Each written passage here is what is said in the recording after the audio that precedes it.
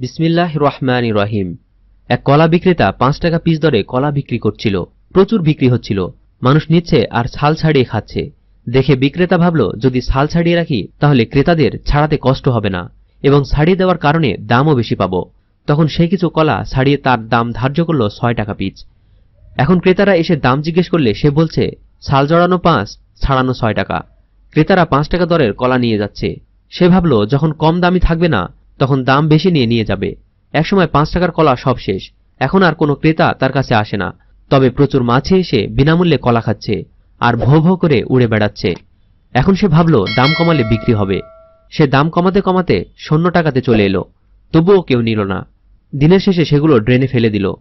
যে ড্রেন পরিষ্কার করে সে ওই সময় টাকা তুলতে এসেছিল, তার নজরে পড়ে গেল।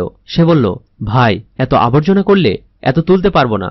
অনেক কথার পর সে কিছু টাকা দিয়ে বলল, কিছু মনে করো না, পরিষ্কার করে দিও। গল্পের শিক্ষা, বর্তমান যুগের মেয়েদের অবস্থা ঠিক এই রকম। আগের মেয়েরা পর্দা করে চলত, তাই তাদের টাকা দিয়ে সম্মানের সাথে নিয়ে যেত। এখন এরা ছাল ছাড়িয়ে দাম বাড়ানোর প্রচেষ্টায় আছে। দামও বাড়ছে না, উপরন্তু কিছু মাছি জাতীয় জন্তু তাদের উপর বসে চুষে খেয়ে উড়ে পালাচ্ছে। আর এরা নিজেদের দাম বাড়াতে গিয়ে এত কমে যাচ্ছে যে এদেরকে লক্ষাধিক টাকা দিয়ে পার করাতে হচ্ছে।